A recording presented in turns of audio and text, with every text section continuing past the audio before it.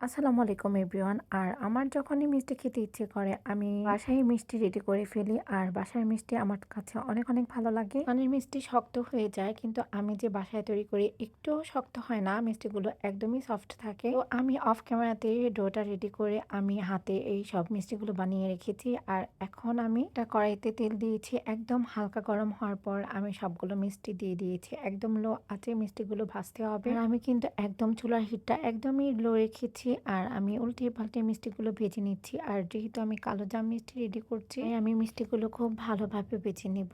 আর এখন আমি একটু মিষ্টিগুলো উল্টিয়ে দিয়েছি। আর কিন্তু দেখতেই তো পারছেন মিষ্টিগুলো ফুলে দ্বিগুণ হয়ে গিয়েছে। আর আমি এখন তেল থেকে আমি মিষ্টিগুলো উঠিয়ে নিচ্ছি, তেলগুলো খুব ভালোভাবে ঝরিয়ে নিচ্ছি।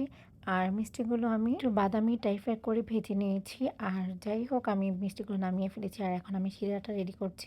আমি বড় মগ দিয়ে ১ মগ পানি দিয়ে দিয়েছি আর পরিমাণ মতো চিনি দিয়েছি আর এলাচ, দারচিনি, পাতা দিয়ে দিয়েছিলাম। আর এখন আমি মিষ্টিগুলো দিয়ে দিয়েছি। আর মনে রাখবেন, মিষ্টিগুলো কিন্তু গরম অবস্থায় একদমই শিরাতে দিতে যাবেন না, না হয় একদমই শক্ত হয়ে যাবে। যাই হোক, আমি প্রায় ১ থেকে ১.৫ ঘন্টার মতো মিষ্টিগুলো আঁচে দিয়ে নিয়েছি। আর যখনই শিরাটা একটু কমে গিয়েছে তো তখনই আমি চুলাটা অফ করে দিয়েছি।